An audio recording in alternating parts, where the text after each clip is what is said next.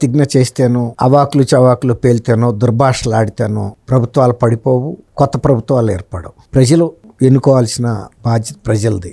ప్రజల్ని భయపెట్టి మళ్ళీ 2.0 జగన్ 2.0 వస్తుంది, అప్పుడు మీ సంగతి చూస్తాము, అంతకన్నా ముందు పాదయాత్ర మొదలు పెడతాము, అప్పుడు చుక్కలు చూపిస్తాము అని ఒక పక్కన ప్రజల్ని భయపెడుతూనే మళ్ళీ రెండో పక్కన వెళ్ళి జగన్ వైఎస్ రాజశేఖర రెడ్డి గారి సమాధి దగ్గర ఈయన ప్రతిజ్ఞ చేయటంలో అర్థం లేదు.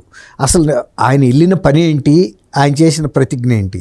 నువ్వు ప్రతిపక్షాలకు చెందిన నాయకుల మీద బాధ్యతారాహిత్యంగా దుర్భాషలాడి ఆ కేసులు ఎదుర్కోవటానికి అక్కడికి వెళ్ళి అదేదో పెద్ద జైత్రయాత్రలాగా వైఎస్ఆర్ గారి సమాధి దగ్గర నువ్వు ప్రతిజ్ఞ చేయటం అంటే, అసలు చాలామంది చెబుతుంది ఏంటంటే జగన్మోహన్ రెడ్డి చేసిన తప్పుల్ని ఈ సీనియర్ మంత్రులుగా ఉన్న రాంబాబు కానీ, పేర్ని నాని కానీ, కొడాలి నాని కానీ, వంశీ కానీ, ఇట్లాంటి పెద్దలు ఆ రోజు ఎందుకు ఆయన్ని వారించలేదు? తప్పులు జరుగుతున్నాయని తెలుసు కదా. ఆ కుంభకోణాల్లో వీళ్ళు కూడా పాత్రధారులు అయ్యారు.